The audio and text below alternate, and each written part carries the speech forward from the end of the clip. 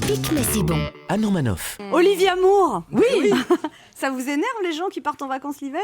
Écoutez, vous, ça vous énerve pas tous ces gens qui reviennent, vous savez, bronzés comme des cachets de vitamine C au milieu des comprimés d'aspirine, là, ça m'horripile, moi. Je hais ces gens, en fait. Pour moi, c'est les bons à rien qui peuvent pas attendre l'été pour avoir chaud. Voilà, donc on les reconnaît facilement, parce que c'est les seuls qui font pas la gueule au mois de janvier.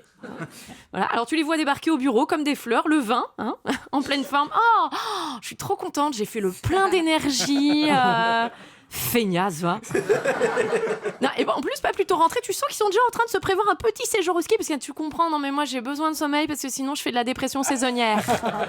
Non mais évidemment, parce que moi le froid, la pluie, direct, j'ai un orgasme, c'est évident. Parce qu'en plus, ils peuvent pas faire ça en catimini, eux. Non, ils ont publié toutes leurs photos sur Facebook. Alors, des photos de sable blanc, des couchers de soleil, des mojitos, des mai tai, des caipirinhas.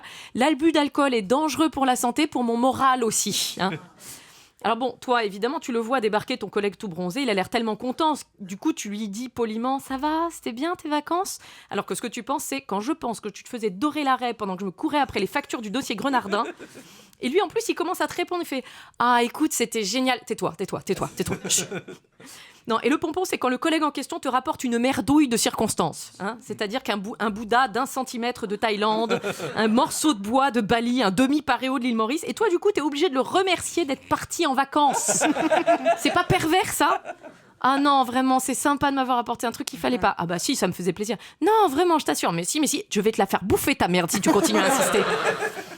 Non, moi je pense que partir au soleil en hiver, c'est un coup à se faire des ennemis pour toute l'année. C'est-à-dire que la seule bonne raison d'être bronzé en hiver, c'est parce que t'as fait un feu pour brûler des feuilles et tu t'es un peu trop approché.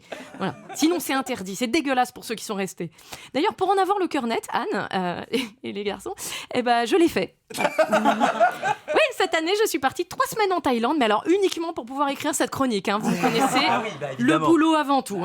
Et franchement, je vais vous dire, Anne, la Thaïlande, c'est très surfait. Je veux dire, déjà, le fameux sourire thaïlandais, moi, les gens qui font la gueule, ça m'a manqué, voyez.